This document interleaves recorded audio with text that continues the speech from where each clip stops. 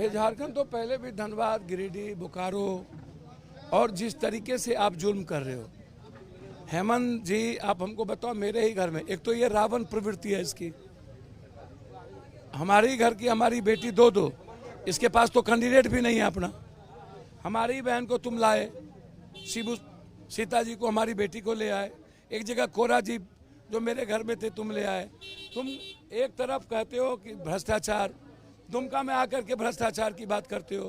कोई ऐसा आदमी, ब्रजेश सिंह इनके लिए वोट मांग रहे हैं बनारस में, इनके लिए आरके सिंह के लिए वोट मांग रहे हैं, उल्लास से लेकर के सतीश से लेकर के आप जिसको देखिए, सारा माफिया भ्रष्टाचारी। बिहार झारखंड को 10 सालों में कहां पहुंचा दिया इसने। जो झारखंड गौरवान्वित होता था, झारखंड में फैक्ट्री थी, मिनरल, सब कुछ, थाली से दाल गायब, सारी मतलब गरीबी पर झारखंड में आकर एक बार नहीं बात करता है। सबसे ज्यादा सरकार इसकी रही, सबसे पहले मुख्यमंत्री इसके बने, 5 बार डबल इंजन की सरकार की मुख्यमंत्री रही, 5 बार 6 बार अभी तक। और उसके बाद अदानी अंबानी ने यहाँ के सारे टैक्सेस के पैसे, सारे मिनरल, सारे गरीब के थाली के दाल, तेल, सब्जी, सारे मिनरल लेके गुजराती को दे दिया। आप लगभग फैक्ट्री बंद के किनार पर है। कांग्रेस ने जिस का निर्माण किया, एक फैक्ट्री आज तक लगी, धनबाद का, जमशेदपुर का, बोकारो का, जिस इलाके में जाइएगा फैक्ट्री बंद होगी। सारी इकोनॉमी को चौपट हो गया। और उसके लिए हमारे भाई हेमंत सोरेन जी फाइट करते रहे। पहले डराने का प्रयास किया, फिर खरीदने का प्रयास किया, बार बार दल तोड़ने का प्रयास किया, सरकार गिराने का प्रयास किया, और जब वो नहीं सके तो ईडी सीबीआई से जेल में भिजवा दिया। जो आदमी आम आदमी की आवाज हो, जो हेमंत जी जात पात नहीं करते हो, जो झारखंड जिसके लिए निर्माण हुआ था उसके लिए वो काम कर रहे थे, उसके विकास की बात कर रहे थे, और उसको जेल में भेज दो।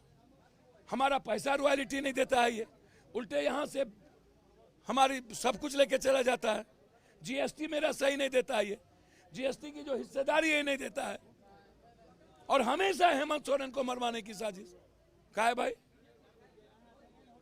हेमंत जी आपके लिए क्या? जो इसके दुश्मन है, ये भ्रष्टाचारी की बात करते हैं, अजित पवार की बात क्यों नहीं करते?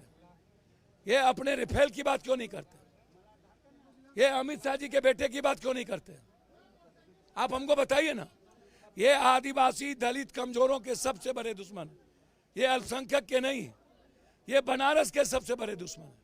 ये भगवान को कहते हैं कि उंगली पकड़ के हम लाए, राम को कहते हैं छतरी हम दिए, शिव को कहते हैं बंधन से मुक्त कर दिए, हमारे उड़ीसा में कहते हैं कि भगवान इंतजार कर रहा है नरेंद्र मोदी का। ये भगवान के भी हैं, कहते हैं मैं बायोलॉजिकल नहीं हूं, कहते हैं जो इसको मैं 5 किलो दे रहा हूं वो हमको वोट दो, पुण्य होगा, नहीं तो पाप में जाओगे। ये 5 किलो इनके हम लोग के दादा नाना का है। मनमोहन सिंह ने राइट ऑफ फूड की बात की थी, उसके पहले इंदिरा जी ने 2 रुपया किलो अनाज उस युग में आम आदमी को देते थे। ये सारी योजनाएं है किसकी? ओडीएफ नहीं हुआ, उज्ज्वला योजना चौपट हो गया, आयुष्मान चौपट हो गया, ममता आशा को चौपट कर दिए। ये सारी योजनाएं है किसकी? कांग्रेस की? ये नीतिगत बात है किसकी?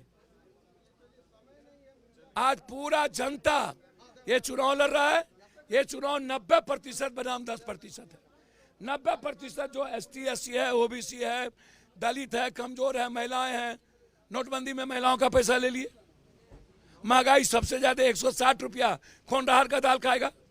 कौन तेल लेगा 120-30 रुपया? केरोसिन तेल नहीं मिलता है। स्मार्ट ट्रांसमीटर के चलते बिजली का बिल सबसे ज्यादा है। आप है क्या? सबकी जिंदगी तबाह कर दी आपने। हमारी बेटी पढ़ के घर में है, हमारा बच्चा पढ़ के घर में है, और उल्टे हमारे भाई को जेल में बंद। मारो, 10 के 10 सीट जीतेंगे, और 14 के 14 सीट। जब हम हिमाचल जीत सकते हैं, बगल में गोड्डा, इतना बड़ा जिंदगी में आपको दलाल, इतना बड़ा आपको दुनिया में इंसानियत के दुश्मन, ये नरेंद्र मोदी जी का बाप है। किसको नहीं लड़ाता है, किससे ये नफरत नहीं करता है। जो पंडा समाज का नहीं होगा वो जादव, आदिवासी, अत्यंत पिछड़ा का क्या होगा। सबसे बड़ा दुश्मन है ये। मोदी तो कह रहे हैं कि उनको भगवान ने खुद भेजा हुआ है। मैं तो कहा बायोलॉजिकल नहीं हूं, तो क्या वो बाबू के पैदाइश से नहीं आए हैं, ऊपर से आए हैं। तो कर दो चमत्कार, बदल दो। वोट की क्या जरूरत है।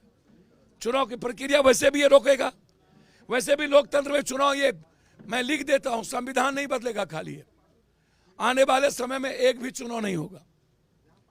यदि ये तिबारा प्रधानमंत्री बन गया और यदि समाज के कमजोर, जादव, पिछड़े, अत्यंत पिछड़े और देश में विश्वास रखने वाले संविधान में, लोकतंत्र में यदि नहीं समझे, तो मैं आज लिख देता हूं, कोई चुनाव नहीं होगा। चाइना के तट पर आजीवन एक व्यक्ति राज, वैसे भी सब कुछ खत्म हो गया। प्राइवेट होने के चलते आरक्षण खत्म हो गया। आरक्षण के सबसे बड़े दुश्मन ये है। जाति जनगणना के सबसे बड़े दुश्मन ये है। आदिवासी के सबसे बड़े दुश्मन ये है। हिंदुस्तान में कभी आपने देखा कि आदिवासी के नेताओं पर इतना बड़ा हमला, और ये आदिवासी के सबसे बड़े दुश्मन है।